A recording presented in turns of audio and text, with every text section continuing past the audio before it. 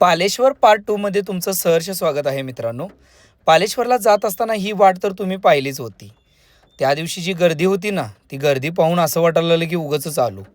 आमचा शंभू बाळ काय माझी पाठच सोडना. काका मी येणार म्हणून त्यानं जे हाताला धरून चालायला चालू केलं ते स्टार्टच. थोडंसं सोलो चालत असताना आम्ही आमच्या वरच्या भागाकडे गेलो आणि तिथं जे काय बघायला मिळालं ते काही अलौकिकच होतं. कोल्हापुरापासून अगदी एक 40 किलोमीटर अंतरावर मलकापूर हे गाव लागतंय आणि त्या मलकापूर गावापासून आपण पालेश्वर या ठिकाणी येत आहोत. आता इथं आपण कशासाठी आलो हे तुम्हाला दाखवणारच. काय पालेश्वर या ठिकाणी हा इकडे काय हा डॅम आहे.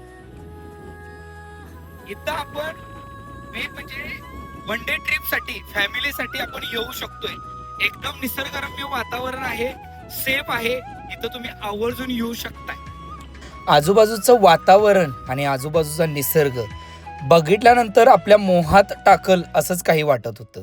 पालेश्वराचा डॅम हा फॅमिलीसाठी इतका छान आहे असं कधी वाटलंच नव्हतं, पण बघितल्यानंतर कळालं की खरंच फॅमिलीसाठी एक नंबर असा हा स्पॉट आहे. तुम्ही कधी इथं वन डे ट्रिप जेवणाचं प्लॅनिंग करू शकताय.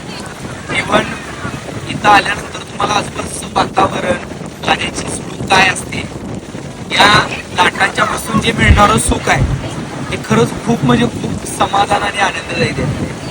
तर इथं नक्की भेट द्या. धन्यवाद. डोकं फिरतंय म्हणून फिरलं पाहिजे असं म्हणतात. खरंच या निसर्गाच्या सानिध्यात आणि सह्याद्रीच्या कुशीत आल्यानंतर जे काही समाधान मिळतं ना ते खरंच खूप म्हणजे खूप भारी आहे. हे काय सांगायला नकोच, हो ना.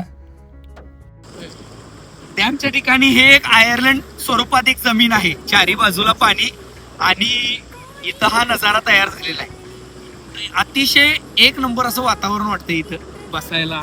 पाण्याच्या लाटा खूप म्हणजे खूप भारी अनुभव आहे. हा आज खरं तर नाचू वाटा लागलेला आहे.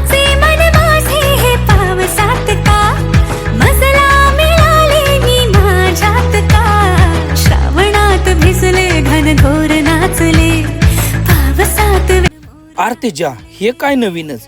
लगीन लवकर होऊन दे म्हणून ही बहुतेक ध्यानस्थ बसल्यात वाटतं दादा लोक. चालण्याचा थोडासा प्रयत्न केला पण काय जमलं नाही गड्या. डॅमच्या आजूबाजूला जे छोटा धबधबा आहे ना, हा इथं जे पांढर शुभ्र पाणी दिसतं त्या पाण्याकडे बघतच बसू वाटतंय. डॅम आणि धबधबा तुम्हाला आवडला असेलच, नक्की त्याला भेट द्या.